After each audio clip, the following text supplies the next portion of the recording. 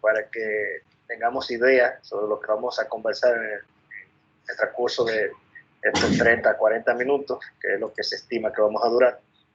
Entonces, vamos a hablar de datos epidemiológicos, anatomía, las lesiones, clasificación de las mismas a nivel de tórax, cómo se producen estas, la patofisiología, estudios de imágenes que nos pueden servir para métodos diagnósticos, inclusive en algunos casos pues también se pueden utilizar para tratamiento, la evaluación inicial en el paciente en cuanto al examen físico, ¿verdad? El manejo médico que se debe tener, el manejo quirúrgico. Como veremos más adelante, no todos los traumas torácicos van a conllevar un manejo quirúrgico, y conclusiones y recomendaciones. En cuanto al objetivo, vamos a realizar una revisión sobre el trauma torácico y su manejo, identificar y plantear el tratamiento de los principales traumas que podemos tener a nivel de lo que sería la caja torácica, los órganos que contiene esta, y fomentar el debate, en este caso con ustedes, pero lamentablemente creo que la parte de debate por la nueva situación que tenemos con el método que vamos a utilizar no va a poderse llevar a cabo, pero por lo menos sí algunas preguntas que quizás a través de Jesús me puedan expresar. Sí. Entonces, en cuanto a la epidemiología, tenemos que los accidentes que producen los traumas de tórax se van a dividir en accidentes de tránsito, domésticos y laborales. La gran mayoría de los accidentes están computados a nivel de Estados Unidos, que quien siempre nos muestra sus estadísticas. Yo tengo estadísticas del Darío Contreras, pero todavía no la tengo lista como para poderla presentar, ¿verdad? Donde siempre, generalmente, en el caso de nuestro país, van a ser secundarios a accidentes de tránsitos y heridas de arma blanca, sobre todo, y heridas de arma fuego. Pero en Estados Unidos son accidentes de tránsito, domésticos y laborales. Tenemos que en su totalidad se van a producir aproximadamente 100.000 muertes al año, ¿verdad? De este tipo de trauma. Un 20 o un 25% va a corresponder a trauma directamente, y esto colabora en cuanto a los accidentes de tránsito en un 25% del total de las muertes de los que se provocan accidentes de tránsito. No necesariamente con trauma torácico, sino del total de lo que serían accidentes de tránsito en Estados Unidos. Entonces, hablando un poco de la anatomía, para que podamos, ¿verdad?, orientarnos. La anatomía, vamos a tener que la caja torácica la podemos comprender entre el esternón, en su parte anterior, que tenemos acá, ¿verdad? La vértebra torácica en su parte posterior, los arcos costales, en el caso del primer arco costal, que divide hacia el opérculo torácico, o el cuello, ¿verdad? Acá, y la cavidad torácica hacia abajo, y el diafragma, que me va a separar, el músculo de la respiración, que me va a separar de lo que sería la cavidad abdominal. Entonces, así como en el abdomen, nosotros dividimos el abdomen por regiones para tener una orientación, ¿verdad?, de los traumas y dónde pudieran afectar, qué órganos pudieran estar afectando, ya sean heridas de arma blanca, trauma cerrado o heridas de arma de fuego, en el recordatorio de que las heridas de arma de fuego tienen trayectos azarosos. O sea, no podemos delimitar que aunque un orificio de entrada esté en un espacio X, no haya lesiones distales. Inclusive, habiendo un orificio de entrada en el tórax, podemos tener lesiones hasta en el abdomen. Entonces, ahí ya pues, es un poquito más complejo. Pero en el caso de las heridas de arma blanca o de los traumas cerrados, pues más o menos podemos hacer una orientación dependiendo de dónde está la lesión. Entonces, en el entendido de esto, pues se hace una división de diferentes líneas. Tenemos la medio external, la external, la medio external, external o paraesternal acá, medio clavicular, que nos va a servir también en el caso, como veremos más adelante, de los neumotoras, supraclavicular, ¿verdad?, infraclavicular o subcostal aquí.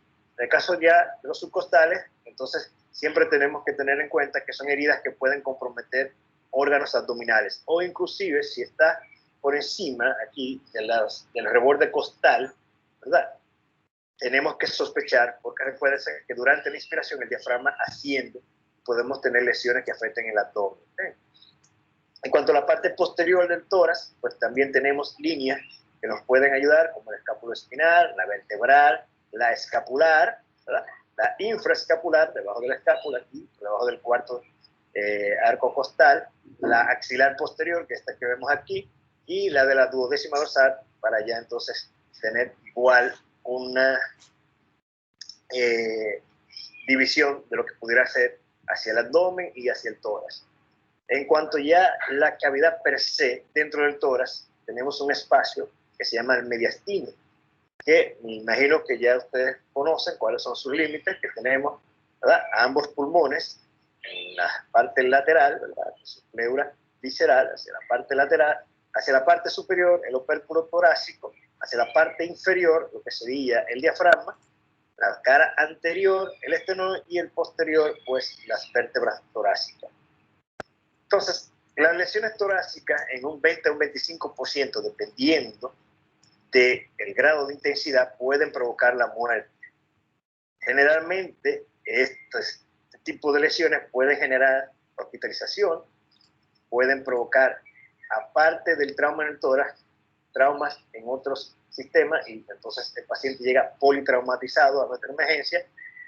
Gracias a Dios, hasta un 85%, se habla de un 80 a un 85% de los traumas en el tórax se van a resolver con la colocación de un drenaje pleural, como hablaremos más adelante, y por ende no van a necesitar, ¿verdad?, ser llevados a un quirófano para hacer lo que sería o una toracotomía posterolateral, que es el equivalente a la laparotomía exploratoria en el abdomen, o una toracoscopia, que también puede ser otro procedimiento que se puede utilizar para explorar el tórax. Y solamente, como vemos aquí, 10, 15, máximo un 20% de los pacientes, pues va a necesitar la exploración del tórax por un sangrado que sea profuso, por una lesión del esófago concomitante, por una lesión de un bronquio que tenga una fuga de aire masivo, entre otras. ¿Qué yo puedo tener en cuenta para saber qué lesiones yo voy a tener de manera temprana o tardía? Bueno, vigilar la vía aérea, las tempranas, que son las más comunes, hemorragias. Recuérdense, una de las cosas que tenemos que tener presente siempre es la cantidad de sangre que se va a observar a la colocación del drenaje pleural, de la sonda de pleurostomía. Si usted coloca un drenaje pleural y sale sangre en cantidad superior a 1000, 1500 cc a la colocación, es un paciente que muy probablemente tiene que ser llevado a quirófano. Y otra de las cosas que de manera temprana le puede señalar que necesita intervención quirúrgica es el taponamiento cardíaco.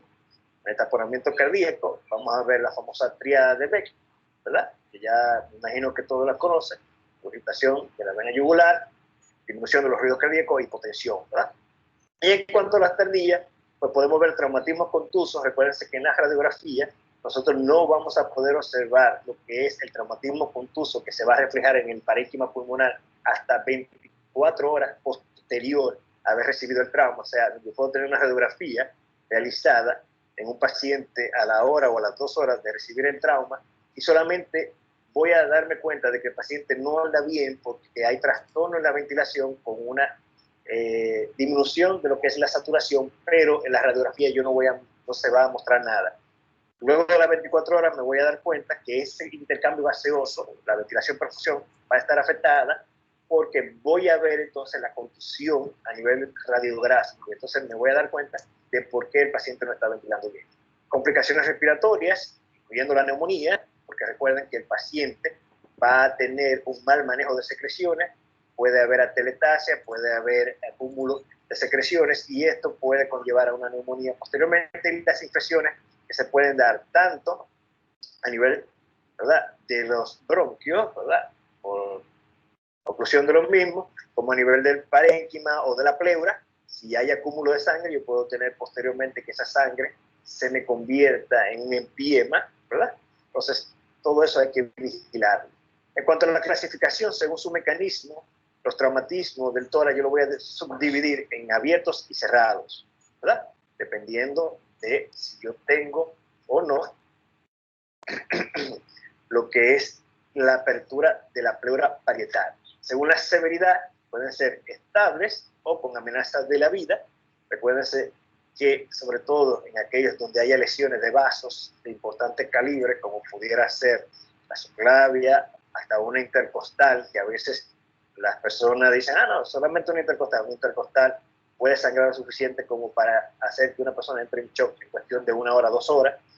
Y la otra cosa que tenemos que tener en cuenta es la localización. que puede haber afección de la pared torácica, entiéndase piel, tejido celular subcutánea o los arcos costales, la pleura parietal, en el caso de que ya el trauma haya hecho penetración hacia la cavidad torácica, el pulmón per se, yo puedo tener lesiones a nivel del parénquima con presencia o no de fístula aérea, y las lesiones, que es una de las más peligrosas, las lesiones de los grandes vasos, que aunque en los libros de cirugía norteamericana dicen que hay un porcentaje de pacientes que pueden ser salvados, pues esto tendría que tener muchas cosas a su favor. Primero, que la lesión se controle por la presión intratorácica, el sangrado, que sea muy cercano a un centro de un alto nivel, donde tengan cirujanos vasculares, y que se pueda atender durante las 2 primeras horas, primera hora de haberse realizado el trauma. Entonces, no es tan fácil realmente que una persona sobreviva a una lesión de grandes vasos. ¿Qué me va a producir el trauma torácico a nivel de lo que es la ventilación del paciente? Bueno, me va a generar la hipoxemia, el paciente va a tener dolor, va a tener miedo de la inspiración, ya sea por las fracturas costales, por la lesión de la pleura parietal y demás.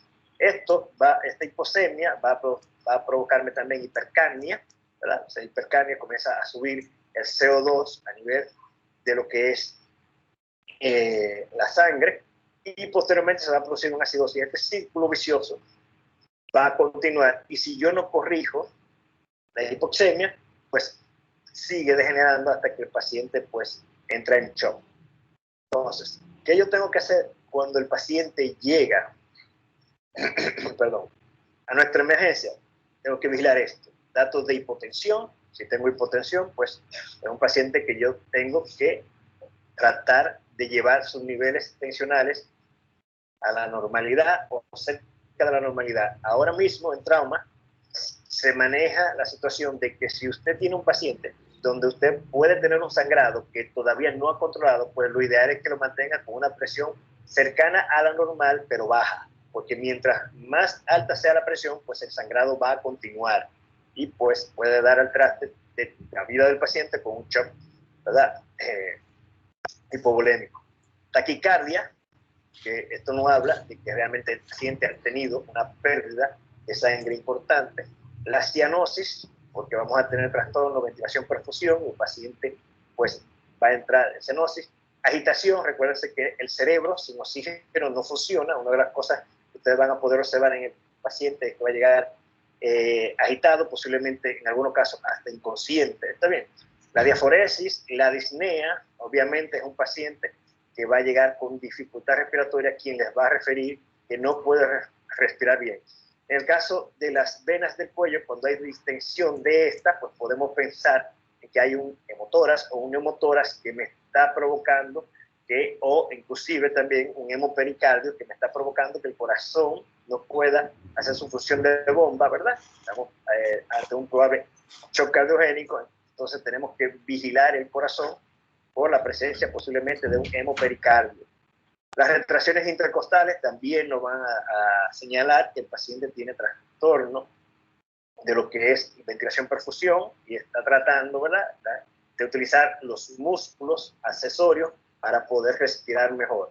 La asimetría, en el caso, por ejemplo, de fracturas costales múltiples, recuérdense que cuando tenemos un tórax paradójico, ¿verdad?, tenemos 2 o más arcos costales fracturados en 2 o más segmentos, esto va a producir una asimetría, ¿verdad?, con una disociación de ese tramo de la caja torácica, y cuando el paciente inspira, que la caja torácica se expande, esa parte se va a quedar quieta, inmóvil, y entonces vamos a ver esa asimetría. La localización, como bien decíamos anteriormente, para saber qué órganos pudieran estar afectados, ¿verdad? El enfisema subcutáneo nos va a hablar de que probablemente haya una lesión a nivel del parénquima pulmonar y una lesión a nivel de la pleura parietal, y ese aire está saliendo hacia el tejido celular subcutáneo. Entonces vamos a sentir a nivel de la piel, ¿verdad?, como si fuera cuando usted toma una hoja seca y la tritura en las manos, esa misma sensación que usted siente cuando usted tritura en las manos esa hoja seca, es lo que va a sentir, esa crepitancia a nivel de la piel del paciente. Y a la auscultación, obviamente, el murmullo vesicular del paciente va a estar disminuido porque el aire, si el pulmón está colapsado, ya sea por un hemotórax o por un neumotórax, pues el pulmón no se expande, no entra el aire hacia los pulmones y usted no va a escuchar el murmullo vesicular que normalmente escucha cuando coloca el estetoscopio. En cuanto a la radiografía de tórax, pues podemos ver todo esto que está aquí mencionado, el hemotórax, que lo vamos a hablar más adelante, el neumotórax, un infiltrado, en el caso ya de complicaciones tardías, donde podemos ver el infiltrado que se va a ver en la neumonía. El tromboembolismo no se ve muy bien en la radiografía, más bien se ve en una gammagrafía, ¿está bien? O en una angiotac. Y a nivel del mediastino, pues podemos observar si hay un neumomediastino o un hemomediastino, ¿verdad? Y a nivel del diafragma, dependiendo de si hay lesión a nivel del frénico que pudiera producir la parálisis del mismo, o en el caso de que haya desprendimiento, desinserción del diafragma, vamos a ver cómo se van a herniar los órganos de la cavidad abdominal hacia lo que sería la cavidad torácica. Y las lesiones óseas que podemos ver, aunque hasta un 70% pueden pasar desapercibidas, algunas lesiones costales, pues en la radiografía podemos ver lo que son las fracturas costales, que le explico siempre, que se fijen en el periósteo del arco costal para ver si hay una disociación entre esa línea del periósteo para saber si hay o no una fractura. Esto es como veríamos un hemotórax en la tomografía, lo vemos acá, y esto que vemos acá es un neumotórax que se puede observar en una sonografía. Vemos cómo se divide la pleura parietal de la pleura visceral, entre la pleura parietal, entre la pleura visceral, y esto que está en el medio, pues es el aire que podemos mover entre estas dos. En cuanto a las lesiones letales que podemos tener cuando sufrimos un trauma del tórax, pues tenemos varias. Está el neumotórax a tensión, donde yo tengo que está saliendo aire del pulmón hacia la cavidad pleural, pero como no hay una comunicación hacia el exterior, pues el aire se me comienza a acumular y esto hace que yo entre posiblemente posteriormente en un shock cardiogénico. El neumotórax abierto, donde sí hay comunicación con el exterior. El tórax inestable, cuando veremos más adelante, para manejar el tórax inestable, pues lo vamos a manejar desde manera clínica hasta la manera quirúrgica, siendo esta última quirúrgica lo último que vamos a utilizar. El taponamiento cardíaco, donde tenemos obligatoriamente que drenar pues la sangre que vamos a tener a nivel del pericardio, porque de lo contrario el paciente va a entrar en shock y va a fallecer. Y el hemotórax masivo, que dependiendo del transcurso desde el trauma hasta que se presentó este hemotórax, pues posiblemente sea un paciente que haya que llevar a hacer exploración de ese espacio pleural para ver si hay un gran vaso, si hay parénquima pulmonar sangrando o qué es lo que está ocurriendo. En cuanto al neumotórax, en la clínica, pues veremos un paciente que va a llegar con marcada disnea, diaforético, ¿verdad? Aleteo nasal, retracciones intercostales. Al examen físico vamos que a la auscultación yo voy a tener disminución del murmullo vesicular, a la percusión voy a tener hipertimpanismo cuando percuto este pulmón, ¿verdad? El frémito, cuando coloco la mano, va a estar disminuido, el frémito bucal, y todo esto me va a indicar sobre la presencia de un probable neumotórax. Lo voy a confirmar con una rayo X, que voy a ver los grados, vamos a hablar más adelante, y también puedo hacer lo que sea una ultrasonografía torácica, que pues puede ver pequeñas cantidades de aire también y tiene la ventaja de que no hay que movilizar el paciente desde una sala a otra para hacer la rayo X, aunque también tenemos radio X portátil. Y la ventaja también de que no tiene que someterse a radiación. En cuanto a la clasificación de los neumotórax, pues podemos tenerlo espontáneo, dentro de los cuales vamos a tener el primario, por ejemplo, el déficit de alfa-1 antitricina, el secundario, un ejemplo muy común, son los pacientes que tienen bulas enfisematosas, pacientes fumadores, ¿verdad?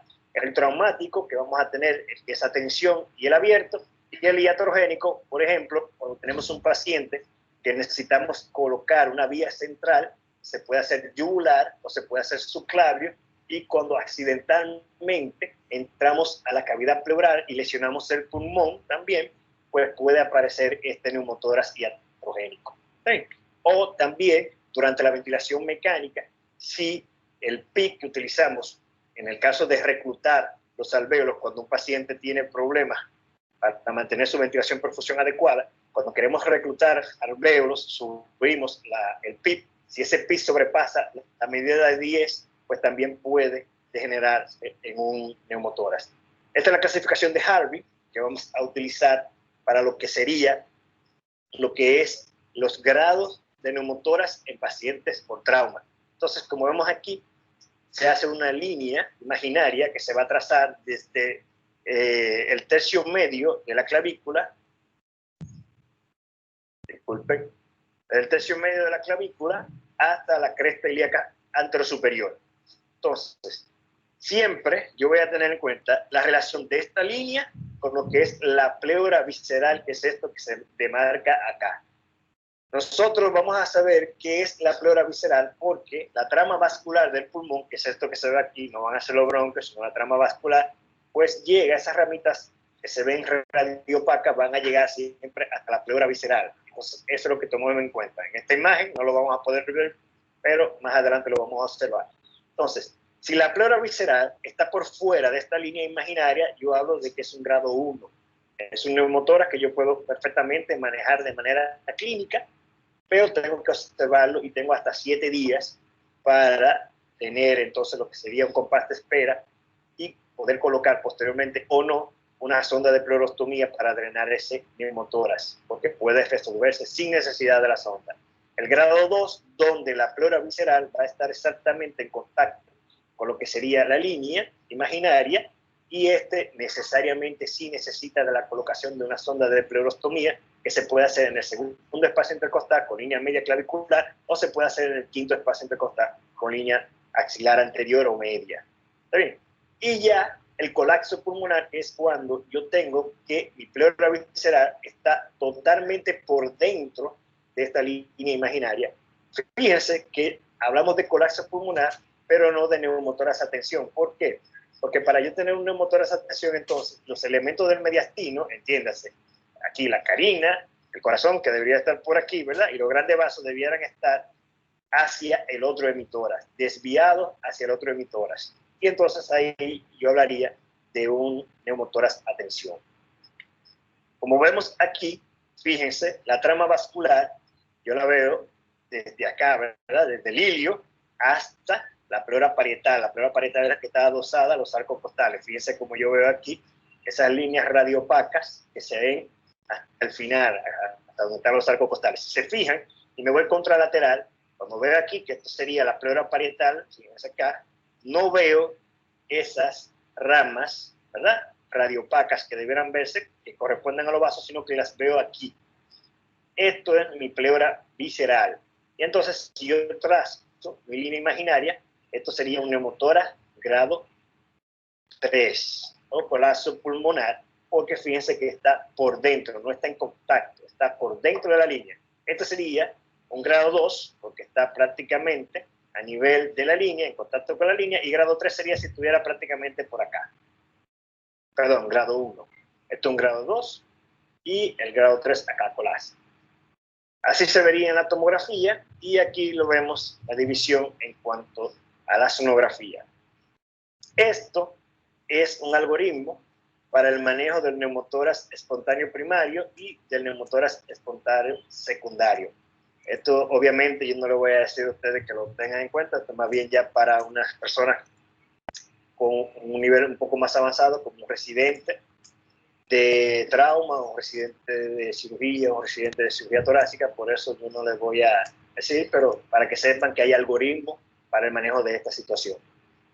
Esto es lo que yo les hablaba de lo que podemos hacer en el caso de un neumotórax grado 2.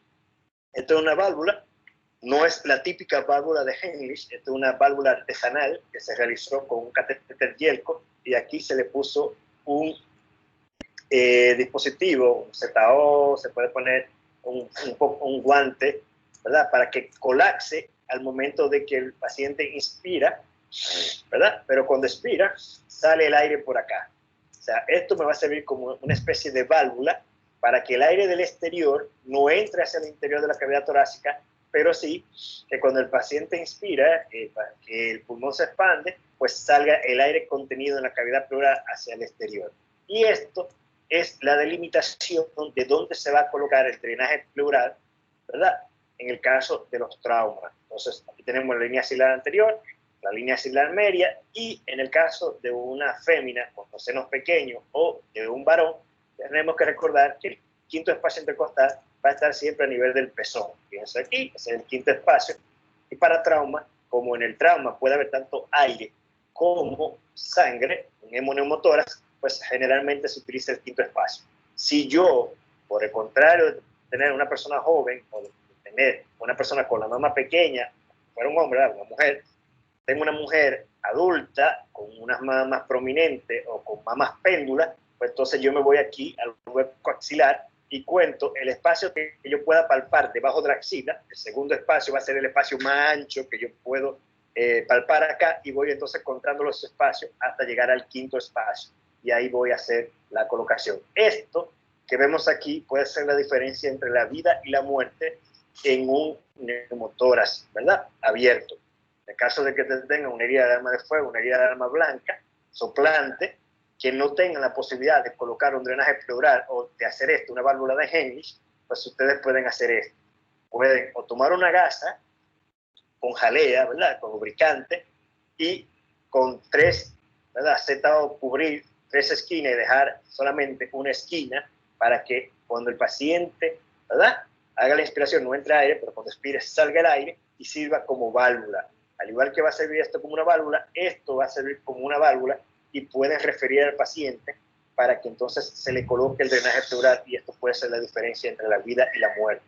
Y ya este es el típico drenaje pleural que se hace con una sonda de pleurostomía a nivel del quinto espacio intercostal con línea axilar anterior o media, donde yo tengo una sonda que se dirige hacia el ápex y va a tener múltiples fenestras, esto conectado a un sello de agua que me va a permitir la salida del aire o de la sangre, y no me va a permitir que hacia la cavidad pleural pase el aire que se encuentra en el medio ambiente.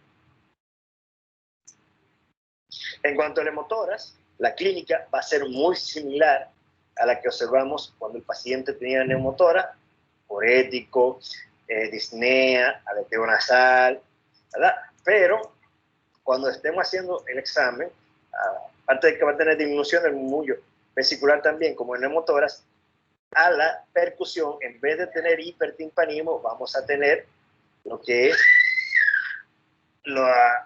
excúsenme, señores, vamos a tener mate, un sonido mate, porque vamos a tener acúmulo de sangre. ¿Está bien?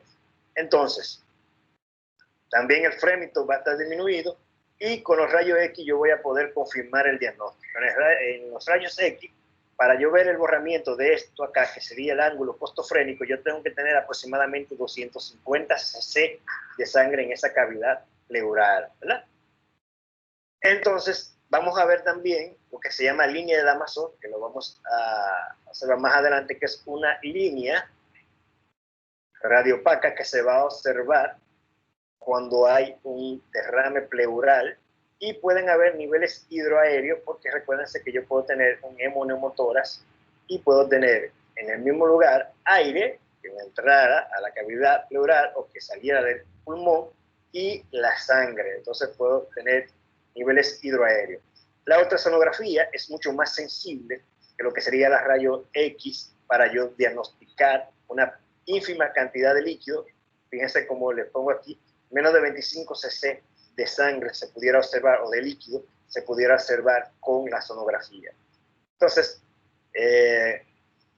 Jesús, yo pienso que voy a parar y reiniciamos. ¿Qué te parece? Porque perfecto. ya me queda un minuto. Está bien, perfecto. Ok, pues te reinicio y nos conectamos ahora. Ok. Ok.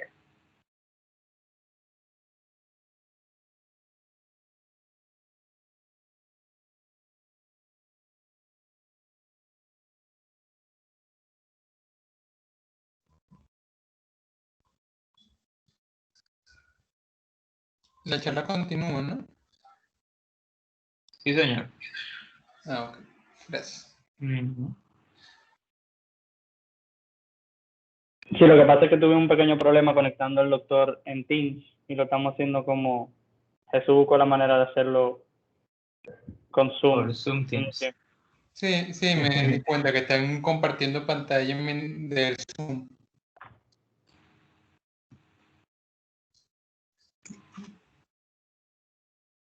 Suerte que ya falta poco. Ok, entonces, denme un segundito de acá.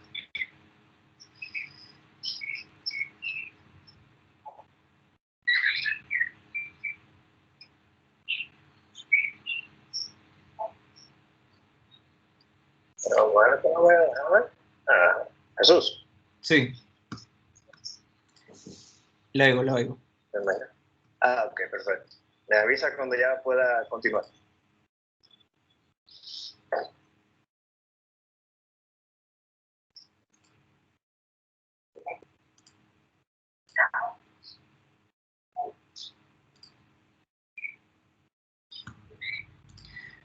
Estamos ready, doctor.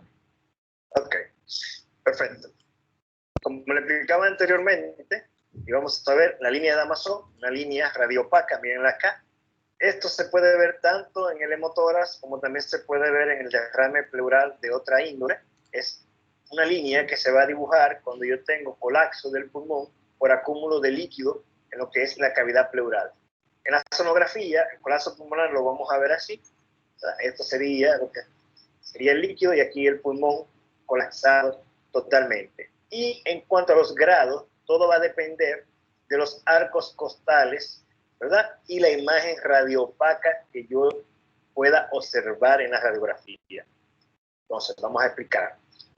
Estos son mis arcos costales anteriores. Por debajo del borde inferior del cuarto arco costal, si yo cuento aquí 1, 2, 3, 4. Si yo tengo que el acúmulo de sangre, esa imagen radiopaca, está por debajo del borde inferior del cuarto arco costal, esto equivaldría a un grado 1, que sería lo mismo que aproximadamente 500 cc o menos de sangre en el espacio pleural. Si por el contrario, esta sangre, este líquido, sobrepasa el borde inferior y superior del cuarto arco costal, pero no me llega al borde inferior del segundo arco costal, como ven aquí, ¿verdad? Primer arco, segundo arco. Si no me llega al borde inferior del segundo arco costal, ¿verdad? Entonces yo estaría ante un grado 2, donde yo puedo tener hasta 1300 cc de líquido en esa cavidad torácica. Todo va a depender de la talla del paciente, ¿verdad? Y el peso de la talla y el peso del paciente. Y ya cuando esa imagen radiopaca sobrepasa el borde superior del segundo arco costal, entonces yo estoy ante un grado 3. Ya esto es un hemotórax masivo y este paciente muy probablemente, dependiendo, que eso siempre yo le hago la observación a todos mis estudiantes, dependiendo del tiempo de haber transcurrido entre el trauma y la colocación del drenaje pleural, entonces esto puede ser inminentemente quirúrgico. No es lo mismo un paciente que sufre un trauma, ¿verdad? Aproximadamente 1 o 2 horas y que le llegue así a la emergencia, donde posiblemente, ¿verdad? Ese paciente inmediatamente usted va a tener que llevarlo a quirófano, a que este mismo paciente le llegue así 1 o 2 semanas después, con historia de haber tenido un trauma cerrado de tórax. Cuando tiene 1 semana de haber transcurrido, esto puede ser de manera crónica y al colocar el drenaje, simple y llanamente, yo solamente voy a observar el paciente y no haya necesidad de intervenirlo. Sin embargo, si este paciente fue menos de 2 horas de evolución, ese paciente muy probablemente es quirúrgico. Al igual que si yo tengo un paciente que tiene a la colocación de la salida, la colocación del drenaje pleural, una salida de 1000 cc, pero es un paciente de más de 200 libras, un paciente alto, ¿verdad? Un peso considerable, pues muy probablemente, aunque yo tenga de 1000 a 1500 cc, si no continúa sangrando, yo pueda darme un compás de espera y tratarlo de manera clínica. Ahora, si ese mismo paciente es una paciente, por ejemplo, femenina, de unos 5 pies, 100, 110 libras, y yo veo que tiene un sangrado de más de 1000 cc, esa paciente muy probablemente sea quirúrgica. O sea, tienen que llevar el contexto de el paciente a lo que sería esto, no el libro al paciente. ¿Sí? O sea, no el paciente al libro, el libro a cada paciente. ¿Está bien? Entonces, caramba, ahora no quiero avanzar. ¿Me escuchan? Sí. Ok, perfecto. Este es el algoritmo del hemotórax. Esto sí es bastante importante. Cuando colocamos el drenaje pleural y si el paciente está inestable y muestra un sangrado, no necesariamente de 1500 cc. Recuérdense que yo le decía que todo va a depender también de la talla y el peso. Por encima de 1000, 1200 hasta 1500 cc, si es mayor y está inestable, ese paciente debe llevarse a cirugía. Si también, aunque no haya sangrado 1500 cc a la colocación, mantiene un sangrado de 200 cc o más por hora o 600 cc en 2 horas, ese paciente también debe ser llevado a quirófano. Entonces, si está hemodinámicamente estable, usted le puede hacer una toracoscopia y mediante la cámara buscar el sitio, el lugar donde está el sangrado y tratar de corregirlo. ¿Está bien? Ya sea con endograpadora, si es el parénquima pulmonar, ya sea con ligature, con cualquier otro método de energía, etc. Si está hemodinámicamente inestable, entonces el paciente debe someterse a una toracotomía postrolateral, que es una incisión que va desde la línea axilar anterior hacia la escápula para poder exponer completamente la cavidad pleural y buscar de manera rápida el sangrado para poder evitar la muerte del paciente.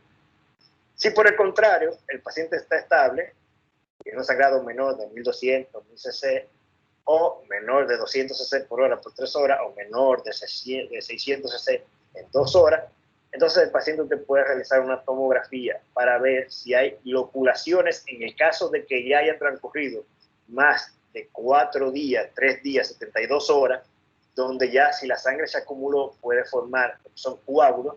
Entonces, si ya se formaron loculaciones o coágulos, cuando usted coloque el drenaje pleural, lamentablemente esa sangre no va a salir porque la fenestra, el agujero que tiene el drenaje pleural, no permite que esa sangre coagulada salga. Entonces, usted va a utilizar fibrinolítico como la estreptoquinasa, el arteplasa o cualquier otro.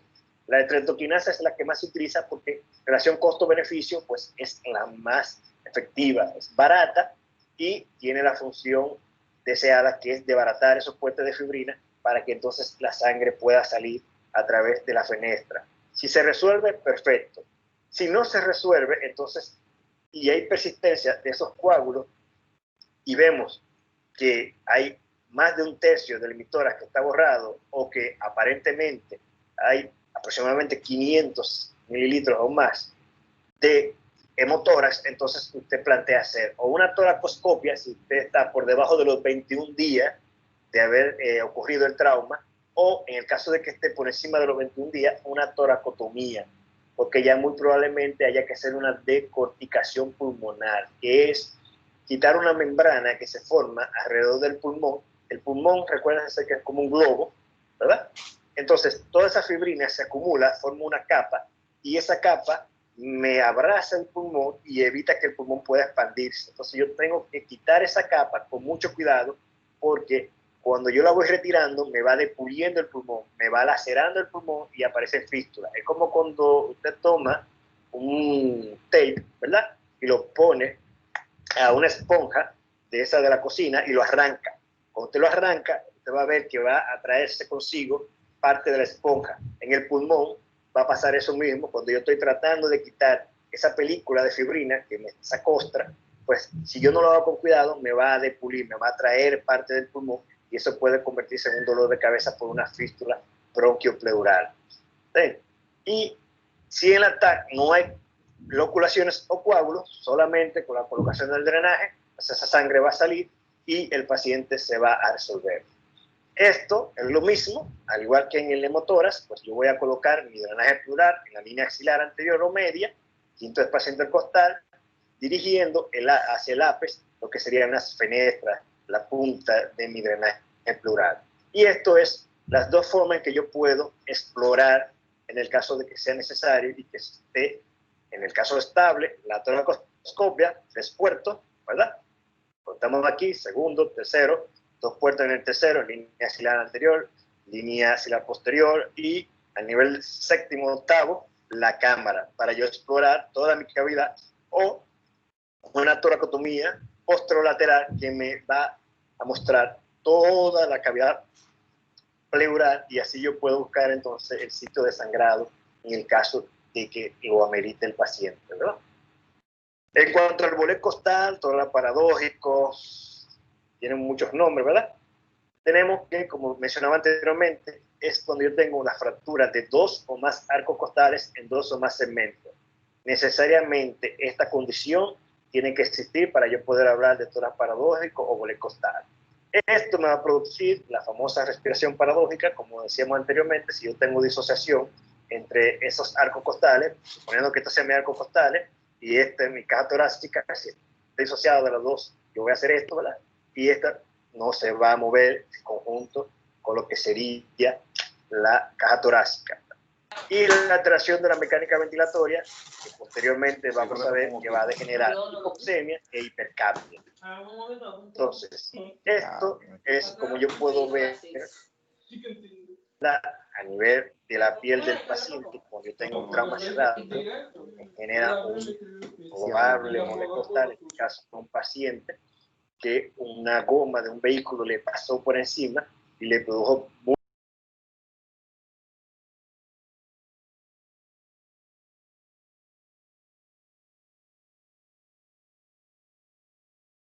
tiene la posibilidad de pedir en su centro y sospecha de lo mismo, ¿verdad? De un bolet costal, la reconstrucción 3D de la pared torácica, pues es la mejor forma. Y se puede ver, y esto era lo que yo les explicaba. Si se fijan acá, esto es el periósteo. Fíjense acá, todo esto es el periósteo, que es el borde. Y se fijan, mírenlo acá y mírenlo acá. Cuando yo tengo disociación, ¿verdad?, de este periósteo de acá con este, entonces yo tengo una fractura costal. Fíjense que aquí, si yo sigo mi periósteo, está íntegro, ¿verdad? Fíjense aquí, lo sigo superior, o si vengo inferior, está íntegro. Pero si me voy acá, cuando voy aquí llego, y miren dónde continúa aquí, y cuando voy a la parte inferior, miren aquí al final, y miren dónde continúa acá. Esa disociación es lo que me permite observar las fracturas costales. Entonces, el tratamiento, como mencionaba anteriormente, va desde la parte clínica, donde lo más sencillo que podemos utilizar es la oxigenoterapia, para tratar de que la ventilación-perfusión se mantenga adecuada, ¿verdad? Y que el paciente me rompa ya lo que sería ese ciclo que me lo lleva a hipercapnia y que me lo puede llevar a la muerte, ¿verdad? A la acidosis y a la muerte. Entonces, lo primero es la oxigenoterapia. Si con la oxigenoterapia el paciente muestra niveles de saturación adecuados, unos gases arteriales adecuados, y no hay hipercapnia, ya solamente oxigenoterapia.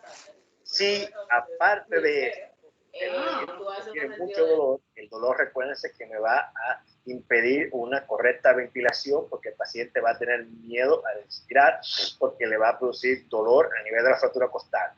Entonces pongo analgésicos. Si ya con oxígeno,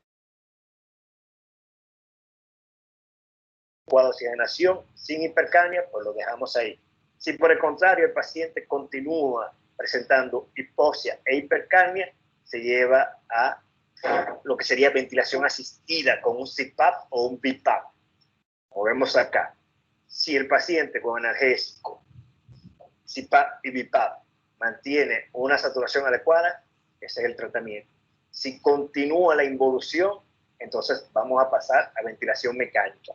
Y ya en ventilación mecánica, si aún estando en ventilación mecánica, el paciente continúa desaturando y presentando niveles de hipercapnia, entonces el paciente debe programarse para hacer una reconstrucción de la pared costal, que como vemos acá, tenemos lo que se llama el sistema Stratus. Es un sistema de unas placas de titanio, uno de los que más se utiliza, que vamos a utilizar, para la redundancia, para lo que sería hacer la inmovilización y fijación de esos arcos costales que están fracturados. Se fijan donde está la fractura, yo pongo de lado y lado, y esto viene siendo como unas grapas que con un alicate especial que trae este sistema se aprietan, y eso me va a permitir que se mantenga lo que sería la forma de la caja torácica y se mantenga la flexibilidad. Recuérdense que aunque yo tengo que la caja torácica da protección, tiene que ser flexible. Entonces, este sistema me permite eso, la flexibilidad, pero también me da la fijación para que el paciente pueda ventilar normalmente. En cuanto a la contusión pulmonar, como hablábamos anteriormente, esto no lo vamos a ver hasta 24 o 48 horas, ese infiltrado. Recuerden que decía que ustedes solamente se van a dar cuenta por la clínica del paciente que aunque tenga una radiografía que se ve aparentemente bien, el paciente tiene trastorno de la ventilación perfusión, ¿verdad? Que se va a traducir en una PO2 baja. Entonces, en ese paciente yo sospecho de que hay una contusión y tengo que hacer radiografía control 48, 72 horas, 24 horas después del trauma.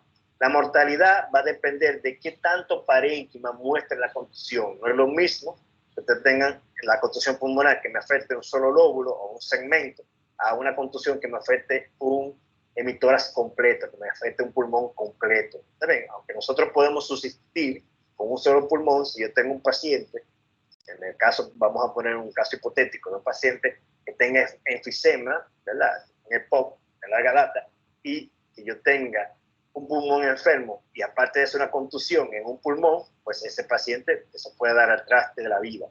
Recuerden que también podemos presentar hemorragia, que en este caso no vamos a poder hacer nada con esa hemorragia porque esa sangre se va a acumular en el espacio de los alvéolos. Entonces, si yo tengo sangre en lo que sería la vía aérea, en los pequeños bronquios, yo no puedo, lamentablemente, con la broncoscopía, que es un mecanismo, un estudio, que así como el gastroenterólogo tiene la endoscopía para ver el estómago y la vía digestiva, nosotros, los cirujanos de tórax y los neumólogos, tenemos la broncoscopía, que podemos entrar a la vía aérea, hacer lavados y aspirar. Si yo tengo una sangre que se me haya acumulado en la vía aérea, ¿verdad?, de mayor calibre, yo puedo entrar el broncoscopio, puedo aspirar esa sangre. Pero ¿qué pasa? En la contusión pulmonar, al estar en los alvéolos, mi broncoscopio no me va a llegar. Entonces, la terapia que voy a hacer va a ser otra. Lo vamos a mencionar más adelante. Entonces, esta imagen así, ese infiltrado, es la contusión pulmonar. Recuérdense que va a aparecer a las 24 horas posterior del trauma. En la tomografía se puede ver así. Fíjense cómo tenemos a nivel basal, pero también tenemos acá a nivel lateral y anterior. Y este es el tratamiento para la contusión pulmonar. Al igual que en el tórax paradójico, lo primero que vamos a suministrarle al paciente es el oxígeno para ver si podemos controlar la hipoxemia y la hipercapnia. Otra cosa que podemos hacer es la fisioterapia respiratoria. Tenemos fisiólogos respiratorios que me van a producir masajes y cambios posturales del paciente en busca de que esa sangre salga del alvéolo hacia el espacio, ¿verdad?, bronquial, y posteriormente el paciente la pueda exputar, lo pueda sacar de su vía aérea, y una adecuada hidratación del paciente. Recuérdense que todo esto puede conllevar a taponamiento de la vía aérea, ¿verdad?, a lo que sería colapso parcial, a telectasia, a neumonía. Entonces, por ende, el paciente debe siempre mantenerse con una hidratación adecuada, y al igual que como teníamos en lo que sería el tórax paradójico, en el caso donde todo lo contrario falle, pues el paciente debe llevarse a ventilación mecánica asistida. Entonces, las conclusiones, siempre yo voy a hacer las mismas observaciones. Si usted tiene con qué manejar el trauma torácico y tiene los conocimientos y lo ha puesto en práctica, pues no solamente a veces tener el conocimiento, si lo ha puesto en práctica, pues usted puede hacer la diferencia. De lo contrario, trate de hacer un referimiento efectivo y rápido, porque la diferencia entre la vida y la muerte es cuestión de minutos u horas en cualquiera de estas patologías. Si lo puede referir a un centro donde haya un cirujano torácico o un cirujano cardiotorácico, pues sería lo ideal. Pero si no es así, por lo menos donde haya un cirujano general que le pueda brindar las atenciones primarias hasta poder ser referido a un centro de primer nivel. Esto fue todo. Esta es la bibliografía de donde se sacaron las informaciones que le hicimos llegar. Y esto es un mensaje que yo siempre creo que muchos de ustedes ya tuvieron clase conmigo, pues ya se lo habré dicho, donde siempre le digo, el médico no es un mecánico que deba arreglar un organismo enfermo como se arregla una máquina descompuesta. Es un hombre que se asoma sobre otro hombre en un afán de ayuda, ofreciendo un poco de ciencia y un mucho de comprensión y simpatía. En estos tiempos donde nosotros aparte de ser médicos, nos hemos convertido prácticamente en sacerdotes, porque hemos visto cómo esta pandemia, ¿verdad?, ha mermado el mundo. Si nosotros dejamos nuestra parte humana de lado, pues veremos cómo quizás fracasemos en nuestra disciplina médica. Entonces vamos a tratar de ser humanos, vamos a tratar de ser médicos, pero hay que ser humanos también. Espero que haya sido de su agrado, y si tienen alguna pregunta que me quieran hacer llegar a través de Jesús, ¿verdad? Porque creo que no lo puedo escuchar a usted. Sí. Pues muchas gracias, doctor. Excelente charla. Ahora vamos a estar abriendo para... Ok, ya estamos recibiendo preguntas de una vez. Ok, perfecto. Perfecto. Entonces, dice Juan Pardo. Muy buena charla, doctor. ¿Es posible que un neumotórax o un hemotórax pasen desapercibido en un paciente politraumatizado? Es decir, Sí. sin ningún tipo de manifestación clínica inicial. Sí, claro. Tú puedes tener inclusive, y no necesariamente que pasen desapercibidos, sino que inclusive tú puedes tener un paciente que tenga fracturas costales, por ejemplo, que al principio no muestre el neumotórax, pero que posteriormente el mismo se genere. O sea, tú puedes tener el paciente que llegó a la emergencia, sí se visualizaron las fracturas costales, pero se tiene en observación por eso. O sea, no se debe ir por lo menos 24 horas para tú hacer la radiografía de control, porque posteriormente puede aparecer un neumotórax o un hemotórax. Y también puede darse el caso que, por ejemplo, en el neumotórax marginal, si no es un ojo clínico que esté bien atento a la radiografía, inclusive, le voy a hacer una anécdota, nosotros en la práctica ya privada mía, a mí me refirieron un paciente una vez que lo habían mandado a un centro de salud creyendo que era un ataque cardíaco, porque no hicieron una radiografía de control. Cuando usted tenga un paciente, y eso se lo voy a dejar de anécdota para que también lo tengan en cuenta, un paciente que llegue con dolor de pecho a cualquier emergencia donde ustedes estén, una de las cosas que siempre deben tener en cuenta es hacer una radiografía de tórax PA. Es un estudio barato y que te puede dar mucha información. En este caso, el paciente creía que era un infarto y se trataba de un colapso pulmonar por un neumotórax. El paciente tenía una enfermedad bulosa que había pasado desapercibida y había colapsado el pulmón en un neumotórax secundario. Entonces sí puede pasar desapercibido. Excelente. Mira qué interesante. Entonces, chicos, si quieren hacer otras preguntas, estamos abiertos. Si quieren levantar la mano y hacerla oral por el micrófono también, la pueden hacer. Tenemos 117 personas aquí, doctor. Pero está muy buena. Sí. Está muy buena la asistencia.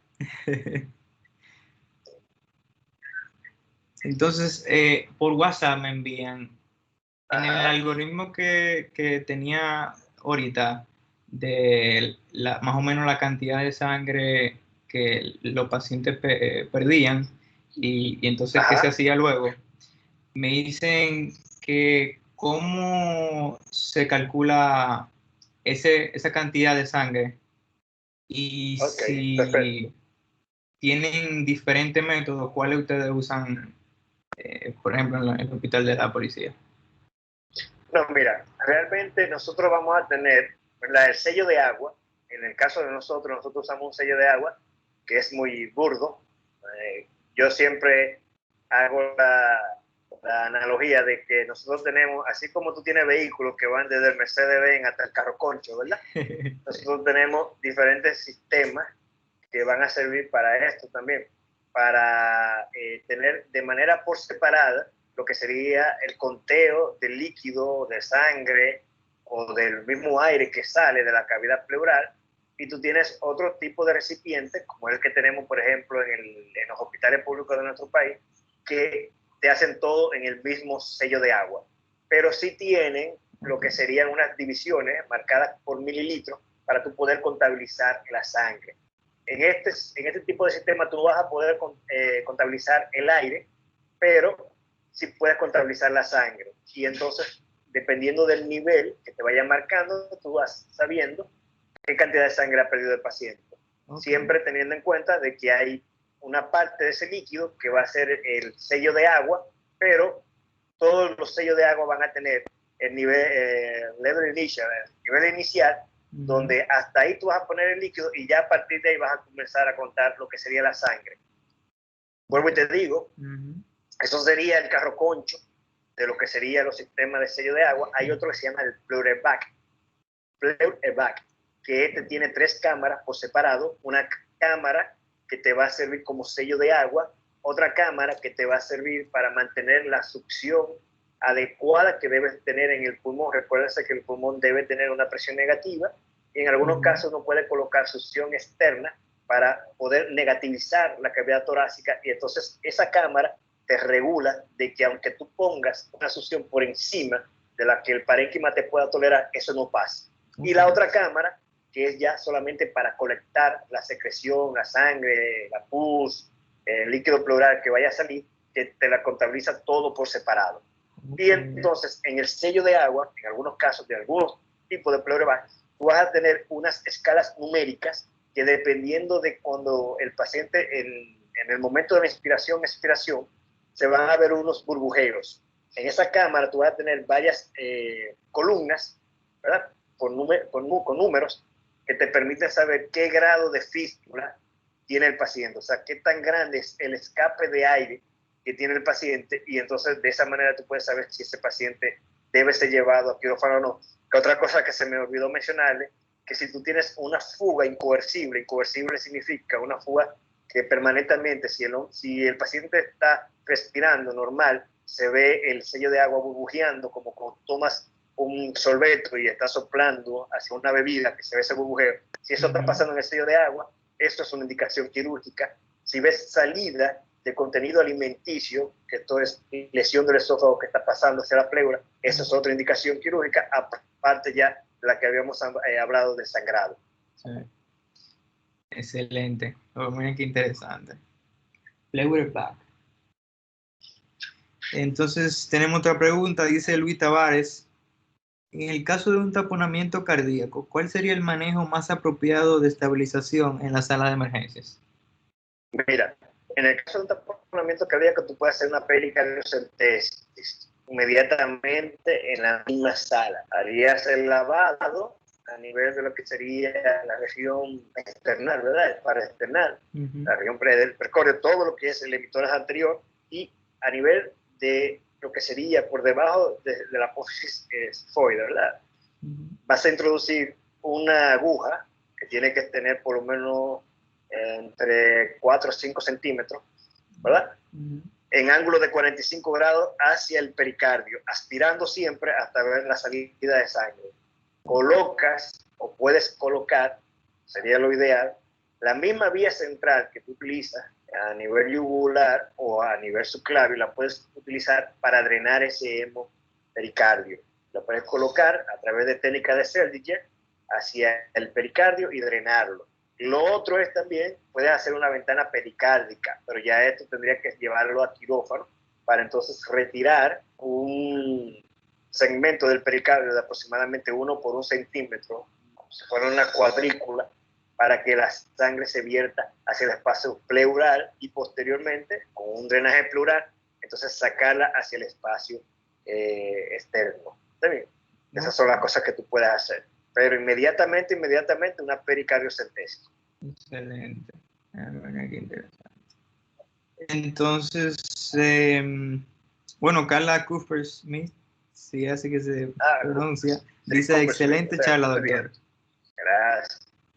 Nicole Velázquez dice excelente presentación, doctor.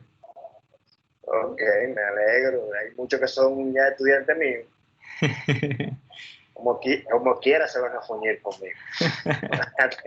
Me tienen que chupar todavía. Al de día más. Ay. No hay más preguntas entonces. No tienen. Aquí se están riendo. No, pues entonces creo que ya no hay más preguntas. Bueno, pues encantado, ¿verdad? Gracias por la invitación. Espero que realmente sirva de, quizá